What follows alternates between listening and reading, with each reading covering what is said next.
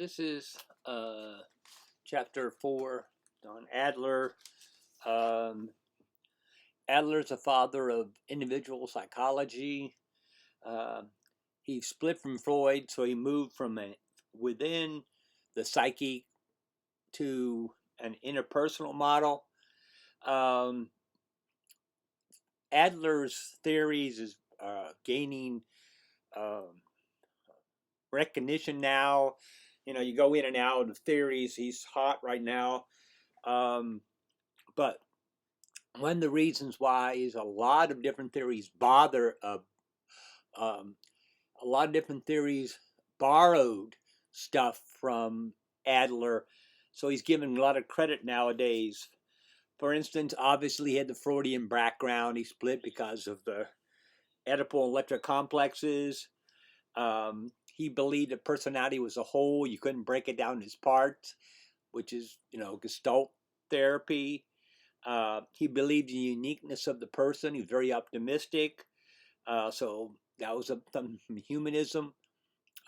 His creative self, his self-concept. Um, he borrowed from social psych because he said people were not an island. They weren't isolated. They were affected by outside significant others. He cognitive psych borrowed the theory that most psychological problems are irrational beliefs that we have and which we follow. He labeled those under goals. We'll get to that in a second. Remember, the background is very important. He had a very difficult childhood. He had a lot of childhood illnesses. He almost died 4 times. He almost got ran over by a horse-drawn carriage. I think that's the first time we learned, but so he developed inferiority complexes because he couldn't do a lot of things all the other kids were doing because he was sick all the time.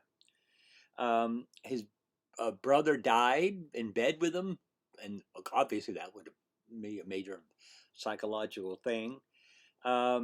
He had great friends because instead of them going out and playing, they came into his bedroom and played games with him and talked to him. So the social network became very important in his theory. Birth order became very important because he noticed a difference in the kids in his family. There were 6 of them. Well, 5, one died, but how they were all personalities were different. Birth order is really big right now. He studied with Freud. So, excuse me, he has a big background in psychoanalytic theory. Excuse me. And one of the things that he's most credited for, why he's getting a big rebirth, is that he's very optimistic about women. He thought women should be equal, not put down like they were in Freud's theory and other theories. That's because he had a very strong wife who said, I don't think males are dominant. So he was the one that started championing women's rights and women's equal in the psychological world. Okay, let's look at his theories. First of all, social interest. Remember we said about the friends that he had when he was growing up? Social interest is how an individual adapts to the social environment that they're in. So social interest is you trying to make the best of your environment that you're in. It needs to be developed. It's nurtured. It's not inherited. So different kids in a family could have a different social interest. Adler believed very strongly in goals. He said you didn't really know a person until you know their goals. So you did that goal thing and you sent it in. In class, we went around and everybody talked about their goals. Each goal has a purpose, and we try to, live towards or try to reach our goals. this is where the inferiority complex comes in, where we try to compensate by developing goals. While inferiority complexes are not necessarily good, Roger saw them as a positive in the sense that we try to compensate for them. We can do it either two ways, and we'll talk about that in a minute. So goals are very important, and how we go about, you know, gaining those goals. The primary basic goal is striving for superiority. Now let's get this confusion, so we don't have this confusion here. But there's a difference between superiority and superiority complex. Superiority means that you believe you're competent in something, and of course you are. You're competent in more than one thing. So we compensate our inferiorities by developing superiorities. So these are things that you are better in than most people.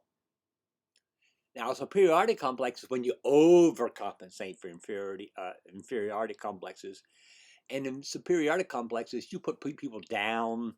You think you're better than everybody. Got a very super view of yourself.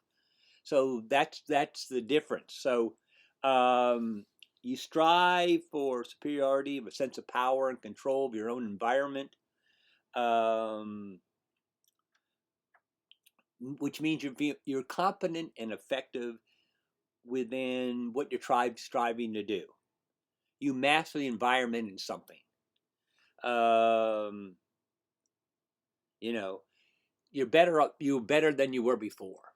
The American dream is that your kids will have a better life than you will. Now, everybody has inferiority complexes,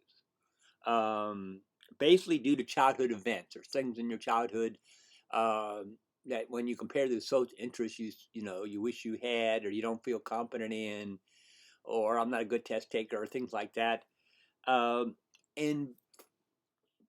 Adler believed that this was important for success of growth because he went through that. Remember, childhood, very bad, and he overcame that.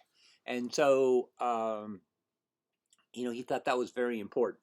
So, inferiority complexes are some way of making yourself better. So he calls this style of life.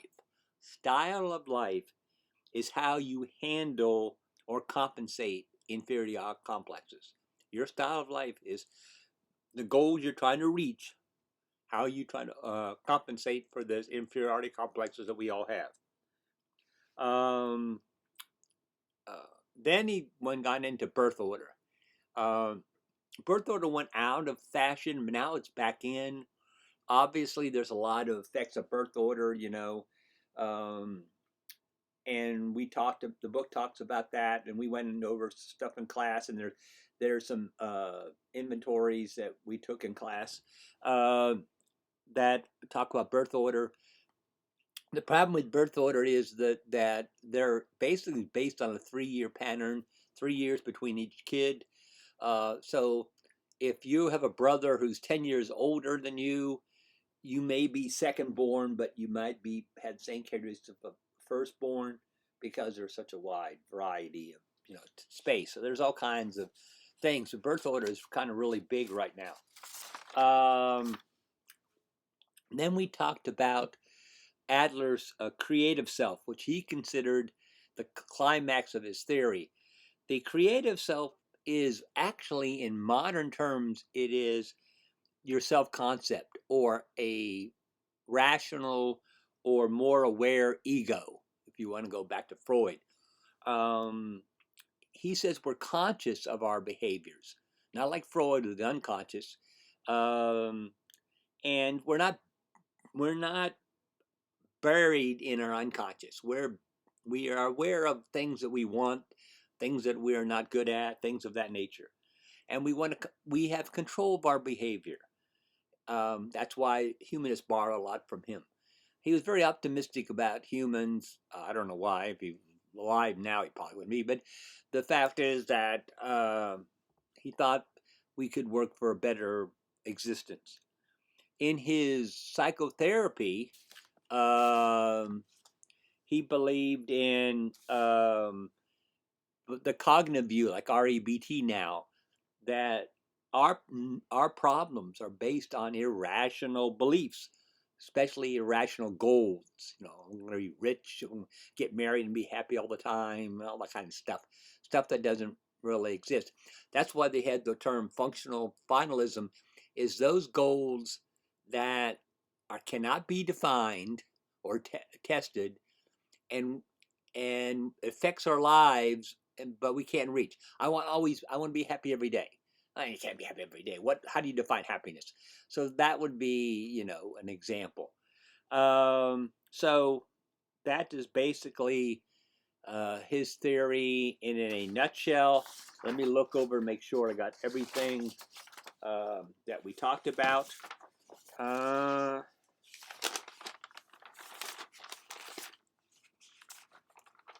Yep, that's it. All right. Take care. Bye bye.